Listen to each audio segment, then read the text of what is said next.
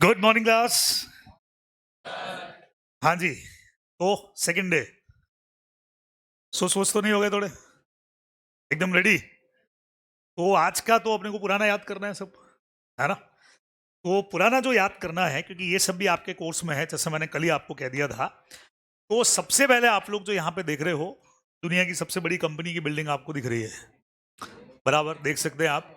दुनिया की सबसे बड़ी कंपनी, और उसका बिल्डिंग आप लोगों को यहाँ पे दिख रहा है, जेबी लिमिटेड। तो सबसे पहले तो अच्छा, अपन अभी 2 दिन बाद सीक्वेंस वाइज बात चालू करेंगे। आपको पता है सेक्शन 1 से अपने को स्टार्ट करना है। तो स्टार्टिंग सेक्शन 1, फिर 2 के अंदर डेफिनेशंस आएंगी काफ़ी सारी।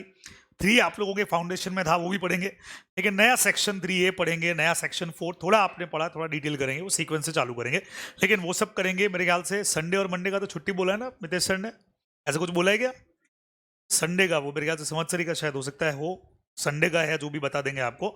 ठीक है, और देन अपनी क्लासेस सब सीक्वेंस है। थोड़ा बहुत टाइमिंग का भी सर ने आइडिया दे दिया होगा आपको कि टाइम का किस तरह से रहेगा सीक्वेंस। कुछ आइडिया दिया आज सर ने? नहीं दिया है। आप लोगों को जैसे हम लोगों ने एक टाइमिंग, अभी वाले जो टाइमिंग्स चल रहे हैं वो तो सिर्फ डेमो टाइमिंग्स हैं, ठीक है। फिर बेसिकली ये रहेगा कि सबसे पहला जो होगा आपका टैक्स का रहेगा, बता दिया होगा शायद कि नहीं बताया, है ना? टैक्स होगा, उसके बाद में जो है वो लॉ अकाउंट्स रहेगा, बराबर। देन फिर सेकंड ग्रुप के जो भी सब्जेक्ट रहेंगे, एट ए टाइम 5 सब्जेक्ट जो है वो आपके चलेंगे, मतलब एक दिन में 5 सब्जेक्ट, टोटल आपके 6 हैं। तो एक दो सब्जेक्ट सेकंड ग्रुप के हो सकते हैं, वो शफल होते रहे।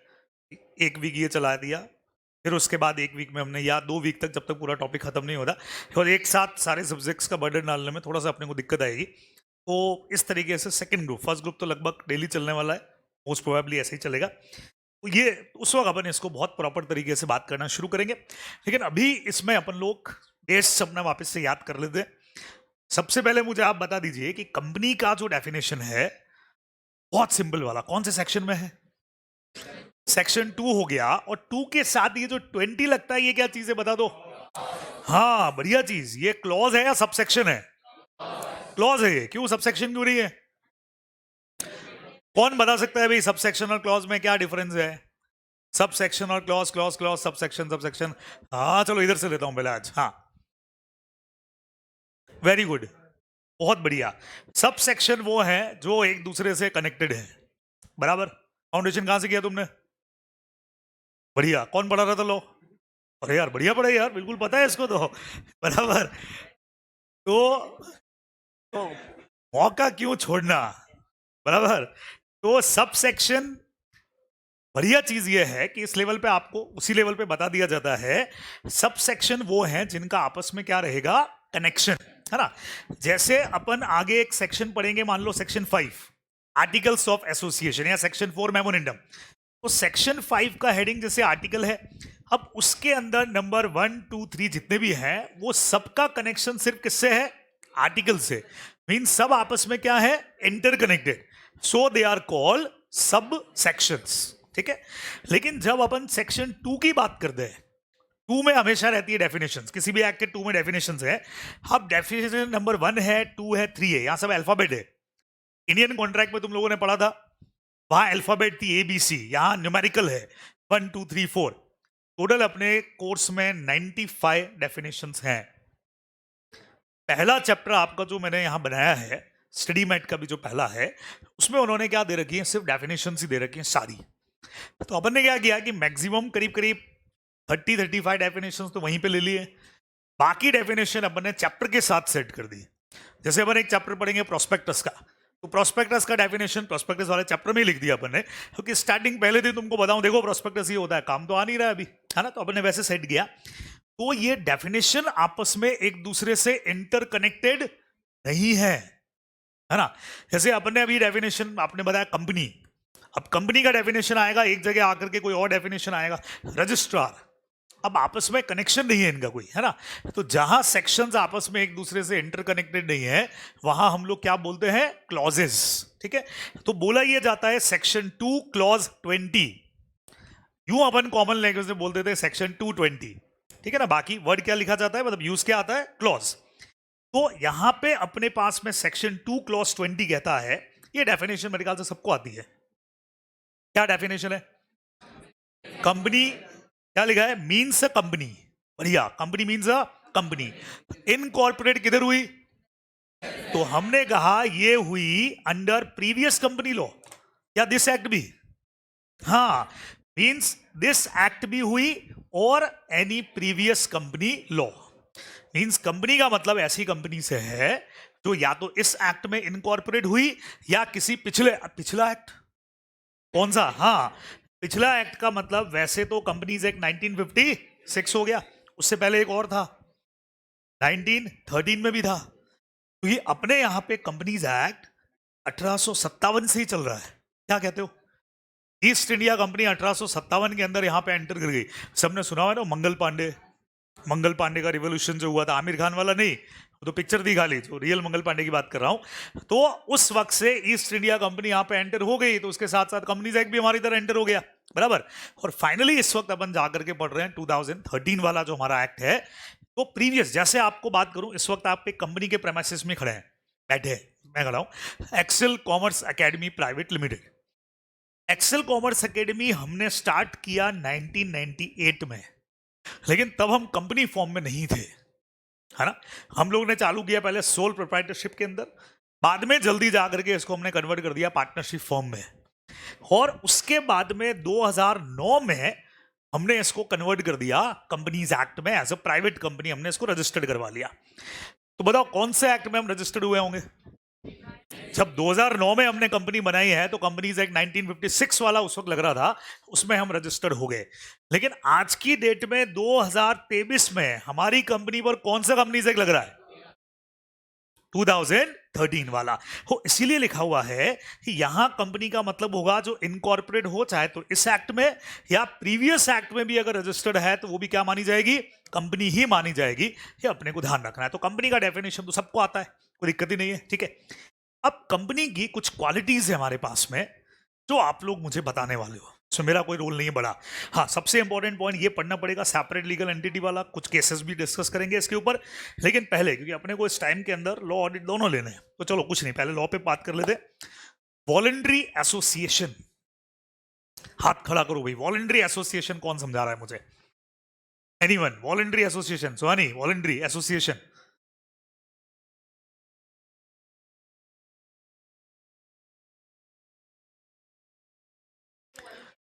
बढ़िया, बैठो। देखो, वॉलंटरी वर्ड का मतलब ही क्या होता है? अपनी इच्छा से, अपने मन से। एसोसिएशन का मतलब ग्रुप ऑफ पीपल। तो जब लोग अपनी मर्जी से एक साथ इकट्ठा होकर के काम को स्टार्ट करें, पहली क्वालिटी कंपनी की यही है। और इसमें जैसे प्राइवेट कंपनी होगी, कितना लोग चाहिए मिनिमम भाई? 2 लोग। पब्लिक कंपनी मिनिमम कितना चाहिए? 7 लोग। तो हो गया ना एसोसिएशन। हाँ, अभी आज के डेट में इसका एक एक्सेप्शन भी है। 1 पर्सन कंपनी में मिनिमम मेंबर कितने चाहिए?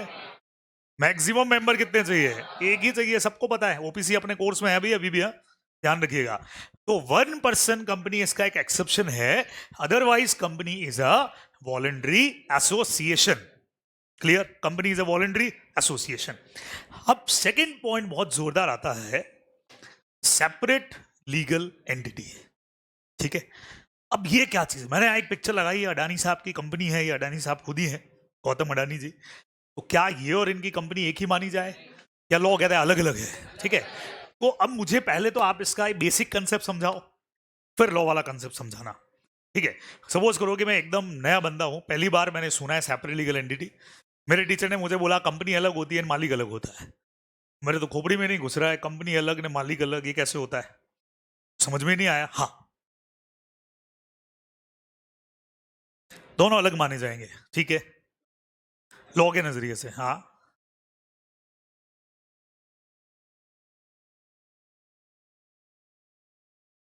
ठीक है, मतलब कंपनी अपने नाम से एसेट को हेल्ड करेगी, कंपनी अपने नाम से कॉन्ट्रैक्ट करेगी, है ना,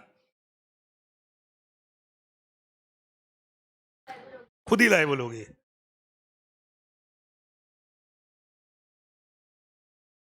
कंपनी के नेम पे ही चलेगा, बिल्कुल ठीक है।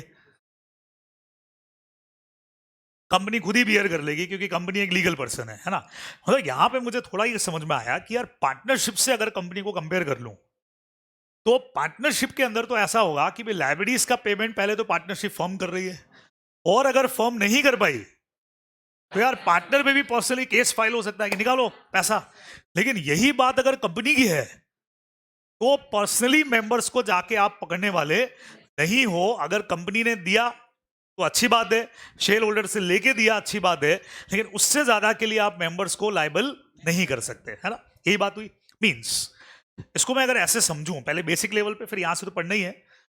सपोज करिए मेरे पास में जियो का कनेक्शन है, ठीक है। अब जियो कनेक्शन जो मैंने ले रखा है उसके अंदर कुछ प्रॉब्लम्स आ रही थी, एक आध बार बिल बहुत ज्यादा आ गया, जितना तो यूज ही नहीं था। तो मैंने लेकर के कस्टमर केयर पे, उनका जो कस्टमर सर्विस है उसके ऊपर बात किया, लेकिन मेरा प्रॉब्लम सॉल्व नहीं हुआ। फाइनली मुझे लगता है बॉस अपन तो केस करेंगे। हम क्या करेंगे? सूट फाइल करेंगे। तो मेरा ये जो केस है किसके अगेंस्ट में होना चाहिए?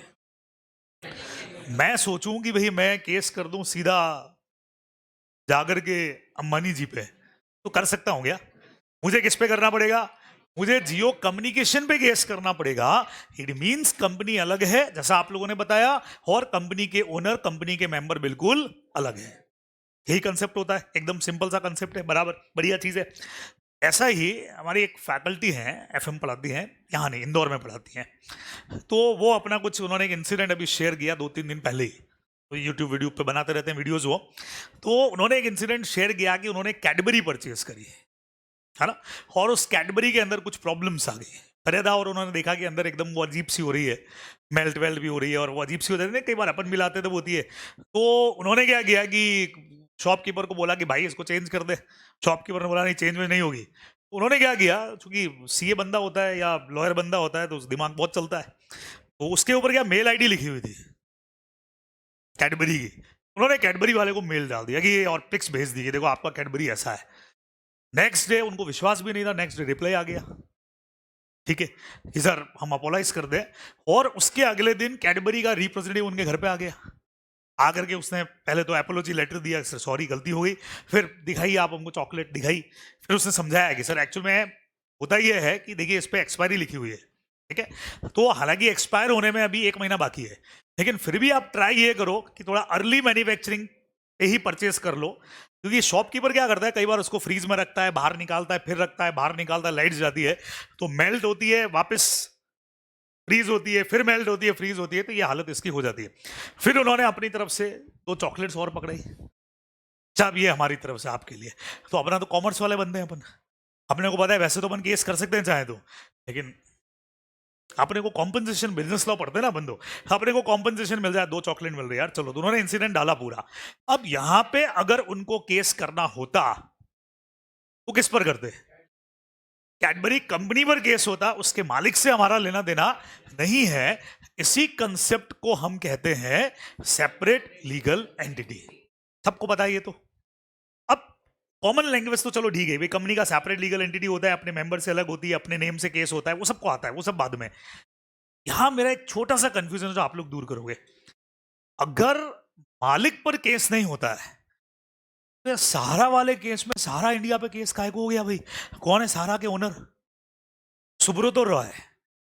इधर ये विजय माल्या के किंगफिशर के लिए विजय माल्या जी के पीछे क्यों पड़े हुए हैं भाई? लंदन के अंदर भी उनके पीछे पड़ गए, निकाल के लाओ इस बंदे को। ये समझ नहीं आ रहा है।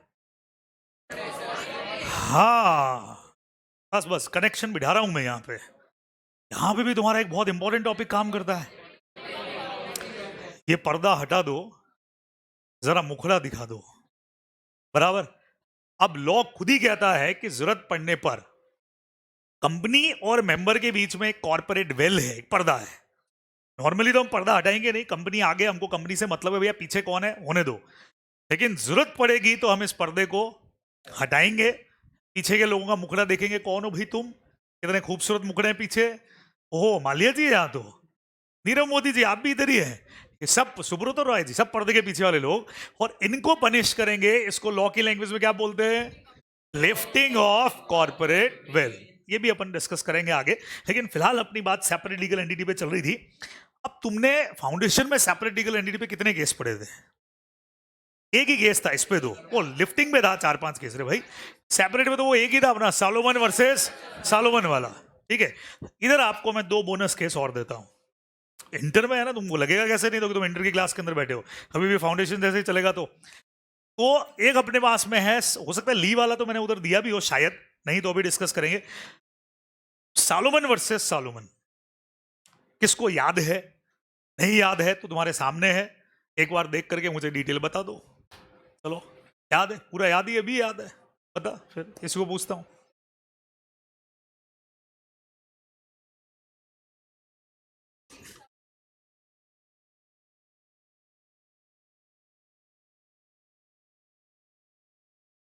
ले लिए?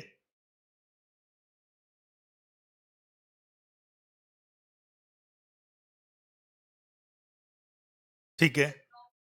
हम्म।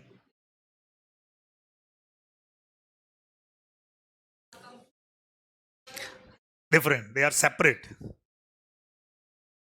पहले सिक्योर डिबेंचर को पैसा मिलेगा, ठीक है। चलो थोड़ा और डिस्कस कर लेते हैं, बढ़िया बताया।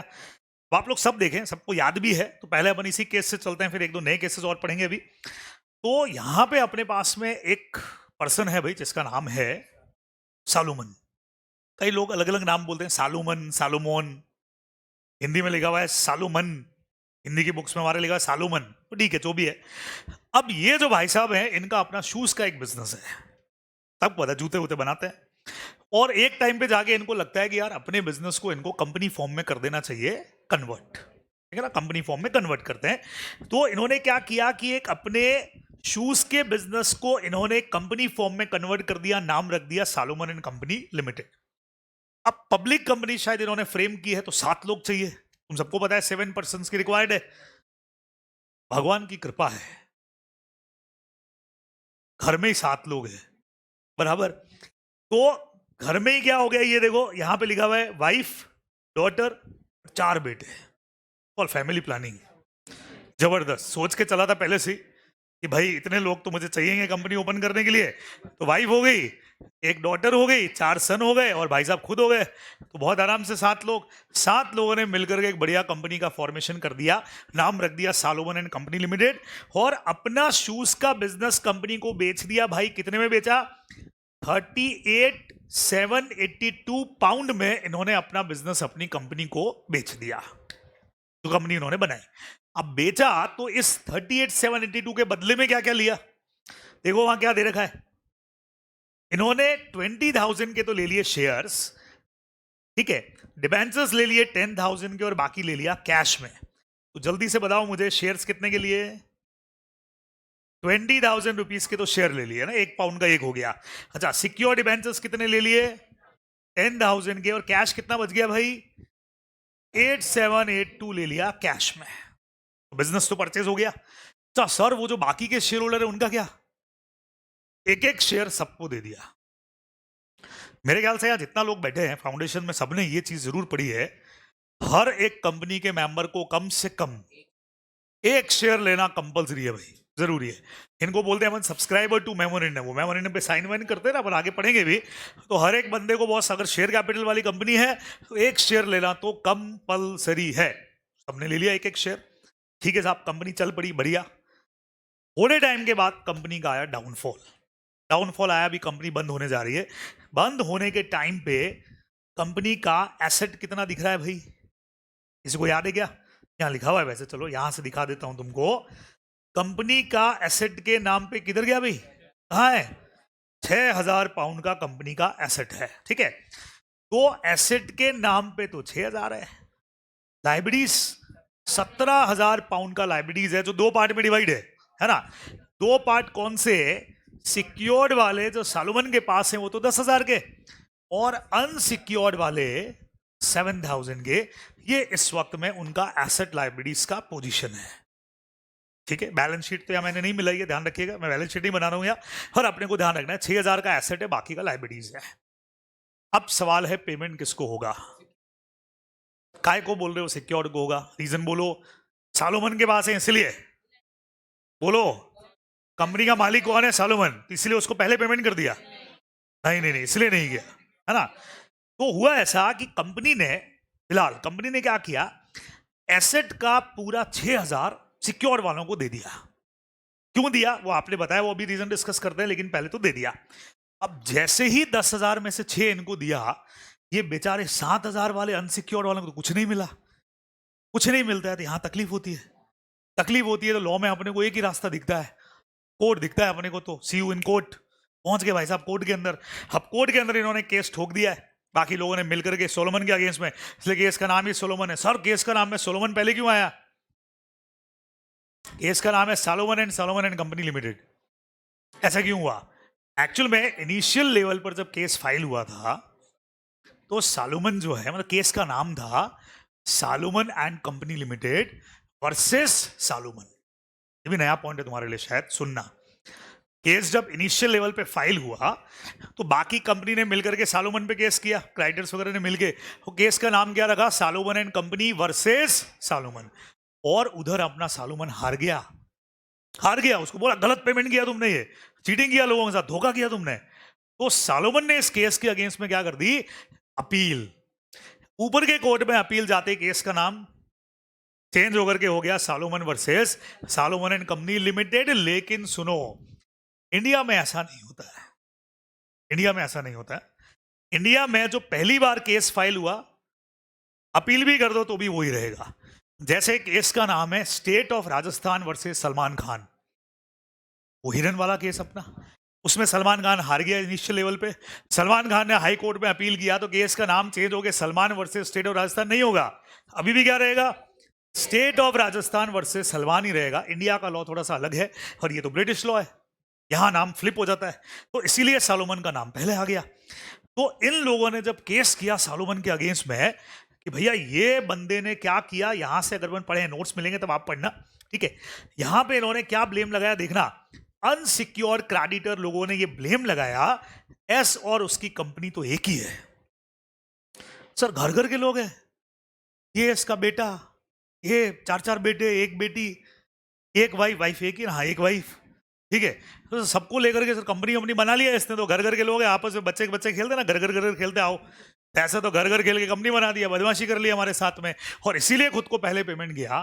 तब वहां पे कोर्ट ने बोला भाई ऐसा है, सेपरेट लीगल एंटिटी का कंसेप्ट चलेगा। और वो ये कहता है जैसे ही कंपनी इनकॉर्पोरेट हुई, कंपनी अलग है, मेंबर्स ओनर सब अलग है। वो कानून के आंखों पे पट्टी होती है ना, बस वही समझो कि हमारे सामने तो पट्टी आंखों पे, हमको नहीं दिखता मालिक कौन है, मालिक कौन नहीं है, हमको सिर्फ दिखता है सिक्योर्ड कौन। और अच्छा, सिक्योर्ड अनसिक्योर्ड का डिफरेंस बता दो तुम लोग जल्दी।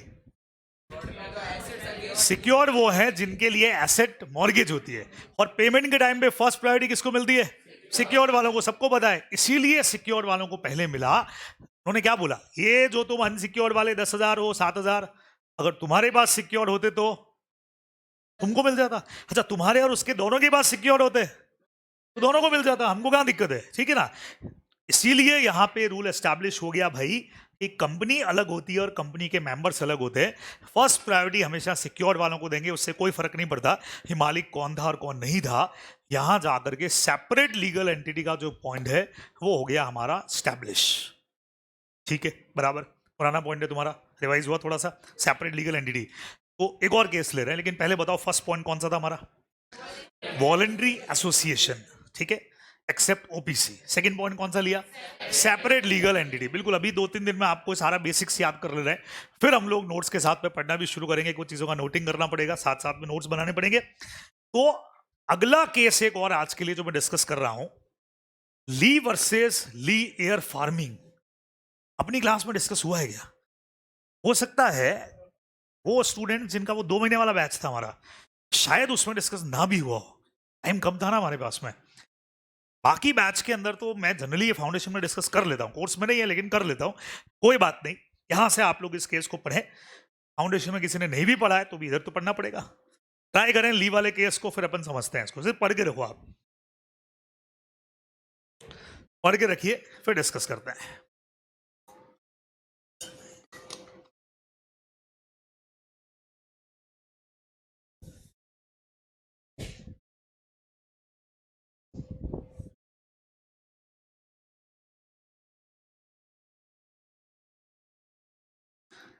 हाँ जी,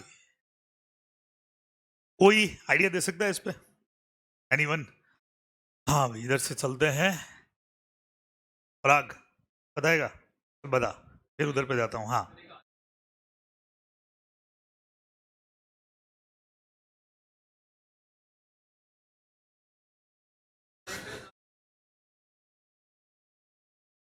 ठीक है। ओ, गया। ठीक है।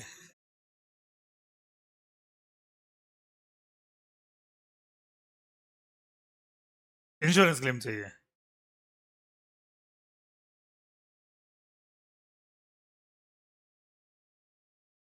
सेम ही है वो तो, सही है।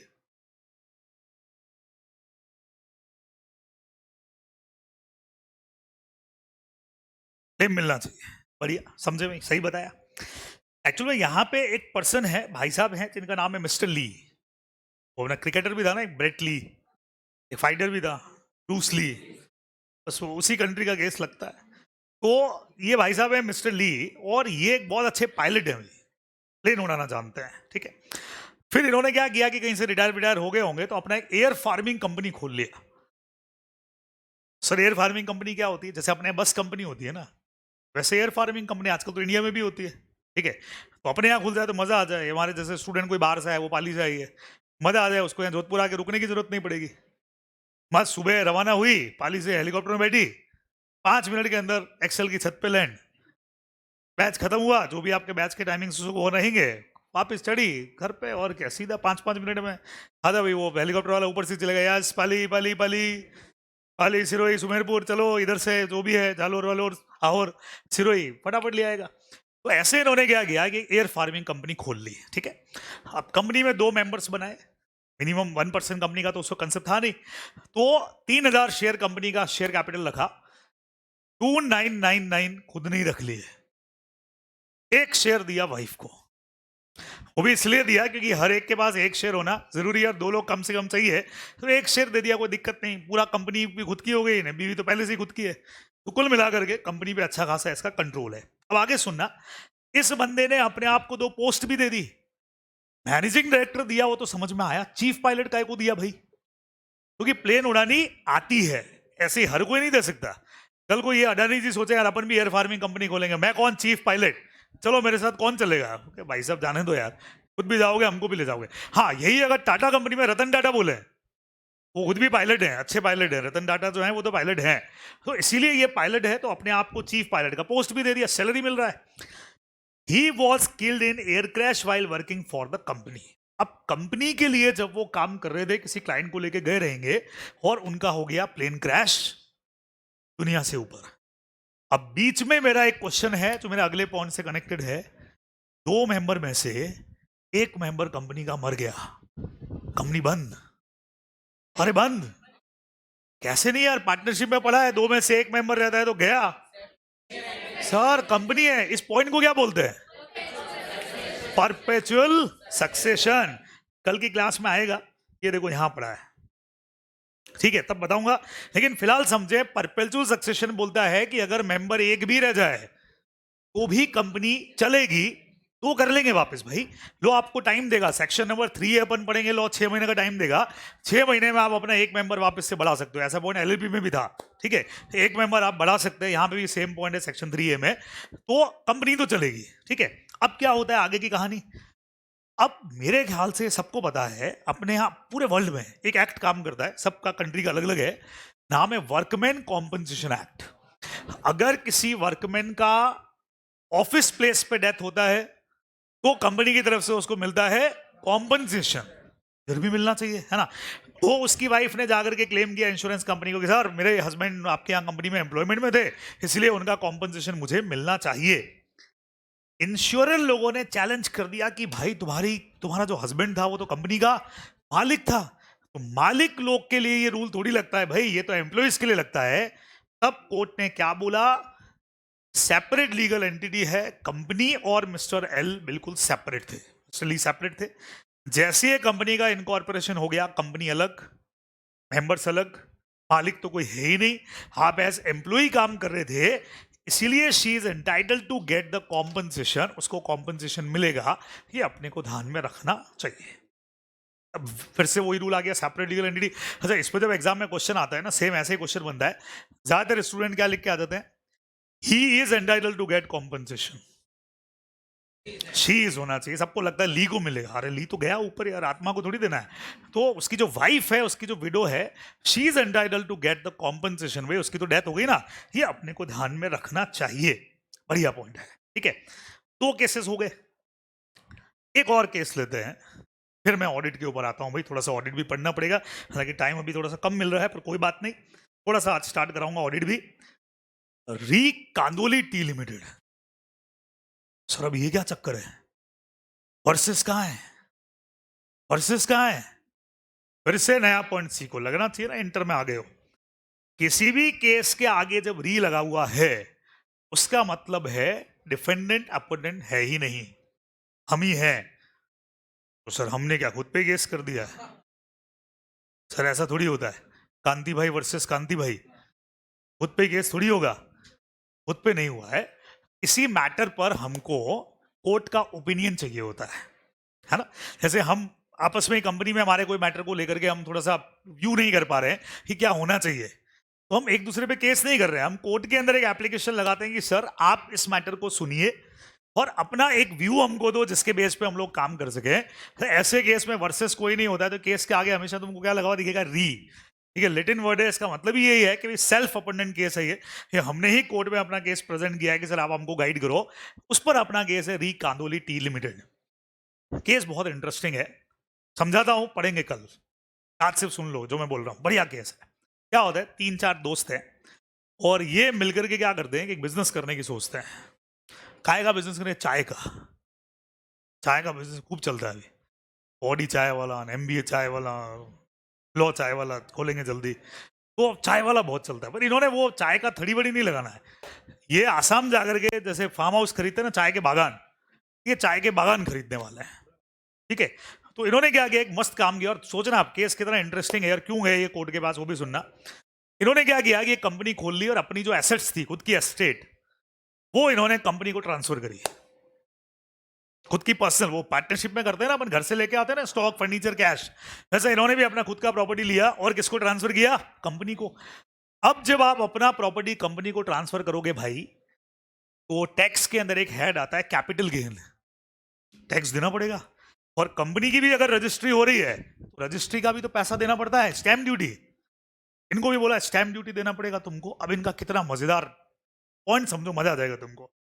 इनको लगा सर एक बात बताओ, वो जो एसेट हमने कंपनी को ट्रांसफर की उसका मालिक कौन है?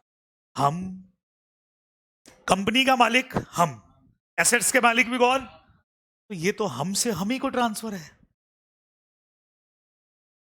हम ही हम है तो क्या हम है, तुम ही तुम हो तो क्या तुम हो, ये तो हम ही से हमको ट्रांसफर है। मेरा कंसेप्ट समझ में आया जो मैंने बोला? ये कह रहे हैं कंपनी के मालिक कौन? हम ही है। वो जो एसेट ट्रांसफर है उसके मालिक कौन? हम ही है। मतलब ये मोबाइल का मालिक मैं ही हूं। ये मेरा मोबाइल मैं बेच रहा हूं, ले बेटा तेरे को बेच दिया। तो यार खुद से खुद को बेचने में कोई टैक्स थोड़ी लगता है, इसीलिए हम टैक्स भरेंगे ही नहीं। बोलो, देना है कि नहीं देना है? अरे देना पड़ेगा रे भाई। उन्होंने कहा यार कमाल करते हो यार तुम, हम ही प्रॉपर्टी के मालिक ना, हम ही कंपनी के मालिक, ऐसे ही टाइम पास। प्रॉपर्टी के मालिक तुम हो, हमको समझ में आता है। कंपनी के मालिक तुम नहीं हो, कंपनी सेपरेट लीगल एंटिटी है, और जब सेपरेट पर्सन को ट्रांसफर होगा तो भैया टैक्स का पेमेंट दो करना पड़ेगा। और इसीलिए ये लोग कोर्ट में गए और टैक्स का पेमेंट करना पड़ा। तो यहां से कल पढ़ भी लेंगे इसको, अभी खाली आपको मैंने समझाया है, समय कम है इसलिए ये थोड़ा सा आप लोग ध्यान में रखेंगे, ठीक है। तो आज सिंपल दो पॉइंट्स पे बात की है मैंने, वॉलंटरी एसोसिएशन और दूसरा सेपरेट लीगल एंटिटी। तो जैसे इन पॉइंट्स को खत्म करेंगे, कंपनीज के पॉइंट्स को देखो, फर्स्ट चैप्टर में अपने को क्या क्या लेना है ये तो ही है, थोड़ा सा लिफ्टिंग ऑफ कॉर्पोरेट वेल्थ का भी छोटा सा पोर्शन है, देन टाइप्स ऑफ कंपनीज, ठीक है। थोड़ा सा फाउंडेशन से या मैटर थोड़ा सा ज़्यादा हो सकता है कुछ कुछ पॉइंट्स में जो आपके इंटर के लिए रिक्वायर्ड है, वो सब कुछ है।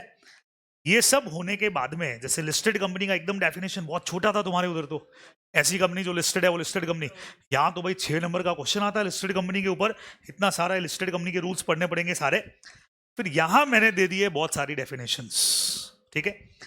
ये सब डेफिनेशंस अपने को तैयार करनी पड़ेंगी, तो इसको साथ में मिलकर तैयार करेंगे बढ़िया तरीके से। फिर कुछ क्वेश्चंस दे रखे हैं आपको जैसा मैंने कहा था, ये सब अपन करने वाले हैं।